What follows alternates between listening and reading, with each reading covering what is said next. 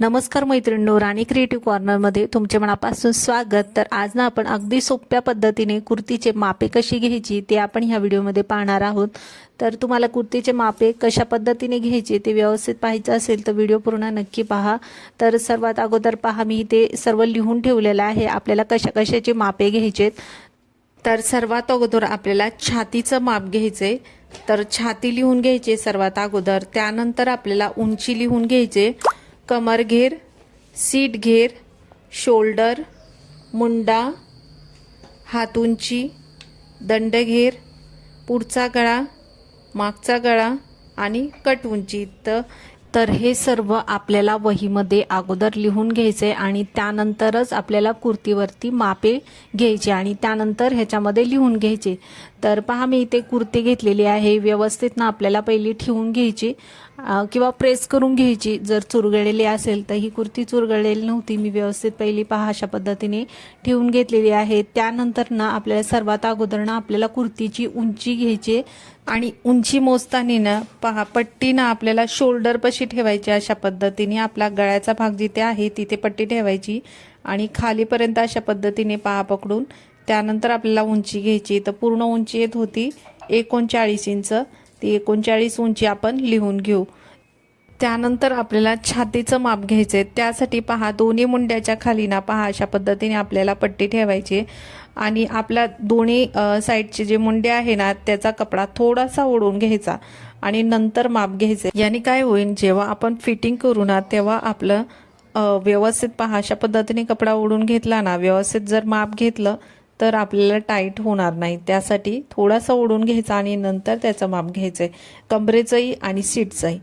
बाकी याचं तर जसं आपण ठेवू तशाच पद्धतीने माप घ्यायचे। तर छातीचं माप मी लिहून घेतलेलं आहे 20 इंच। त्यानंतर आता आपल्याला कमरेचं माप घ्यायचंय, कमरेची उंची मोजून घ्यायची 12.5 इंच।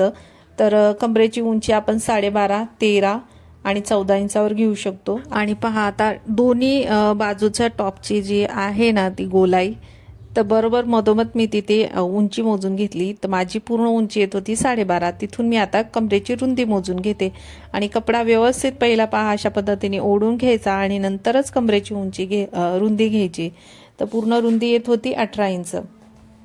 तर माझा कमरघेर आहे 18 इंच। त्यानंतर आपल्याला घ्यायचे सीट घेर, तर सीट घेर मोजायचं तर अगदी सोपं आहे। आपले जिथे कट्स असतात ना दोन्ही साईडचे, ते कट्सच आपल्याला तिथूनच आपल्याला सीट घेर मोजून घ्यायचे आणि सीट घेर मोजताना तिथलाही कपडा आपल्याला थोडासा खेचून घ्यायचा आणि नंतरच माप घ्यायचे। तर पहा मी आता ना कपडा हा थोडासा खेचून घेते दोन्ही साईडचा आणि नंतर माप घेते आणि काय होईल, आपलं फिटिंग करताना अजिबात आपल्याला कुर्ता टाईट होणार नाही। कॉटनचा असेल तर थोडा अजून ढिल्ला घ्या, तुम्ही अर्धा इंच 1 इंच थोडासा ढिल्ला घेऊ शकता, कारण की कॉटनचे कपडे ना नंतर आकसले जातात आणि मग ते अजून टाईट होतात। त्यासाठी कॉटनचा असेल तर थोडासा 1 इंचानी अजून वाढवून घेऊ शकता। तर माझं इथे सीट घेर येत आहे 21 इंच। अशा पद्धतीने आपल्याला सीट घेरचं माप घ्यायचंय।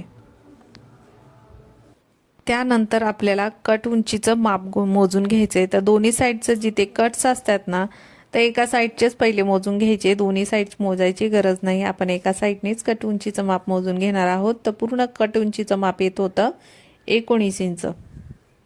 आता आपल्याला शोल्डरचं माप मोजून घ्यायचे। तर पहा दोन्ही मुंड्याची जिथे शिलाई येते ना तिथून आपल्याला पट्टी अशा पद्धतीने ठेवायचे, जास्त गळा खेचायचा नाही, जसा आहे तसाच ठेवून घ्यायचा आहे आणि नंतर आपल्याला माप मोजून घ्यायचंय शोल्डरचं। आपण जसं शीट घेरला, कमर घेरला कपडा खेचून घेतलाय तसा आपल्याला गळ्याला खेचायचा नाही, जसा ठेवलाय तसंच माप घ्यायचे। तर आपलं शोल्डर येत होतं इथे 13.5 इंच। तर मी आता शोल्डरचं माप लिहून घेतलेलं आहे। तर जसे आपण माप घेतो तशाच पद्धतीने लगेच आपल्याला माप लिहून घ्यायचे। त्यानंतर आपल्याला मुंडा मोजून घ्यायचा आहे। आपला जो शोल्डरचा आपला शिलाईचा भाग आहे ना तिथून मी पहा आता मुंडा मोजून घेते पूर्ण। तर आपला मुंडा पूर्ण येत होता 8.5 इंच। तर 8.5 इंच आता मी लिहून घेते। अशा पद्धतीने आपल्याला सर्व माप लिहून घ्यायचे।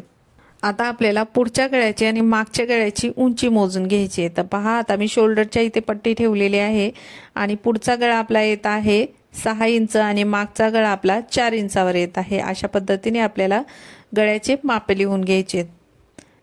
आता आपल्याला हाताची उंची मोजून घ्यायची. तर आपली मुंड्याची जिथे शिलाई दिसते ना बरोबर तिथून आपल्याला पट्टी ही ठेवायची आणि खालीपर्यंत दंडघेरापर्यंत पट्टी ठेवून ना आपल्याला उंची मोजून घ्यायची हाताची. आणि पहा माझी उंची येत होती इथे 16 इंच. तर आता 16 इंच लिहून घेते. त्यानंतर लगेच आपल्याला दंडघेर मोजून घ्यायचा आहे. तर पहा आपला दंडघेर इथे येत आहे 5.5 इंच. तर पहा अशा पद्धतीने आपल्याला ही पट्टी ठेवायची आणि दंडघेर व्यवस्थित मोजून घ्यायचा आहे. दंडघेर माझा येत आहे 5.5 इंच. तोही मी लिहून घेते. पहा लगेच आपल्याला मापे अशा पद्धतीने लिहून घ्यायचे. तर आपले सर्व कुर्तीवरून मापे आपण लिहून घेतलेले आहे. अशा पद्धतीने आपल्याला मापे लिहून घ्यायचे.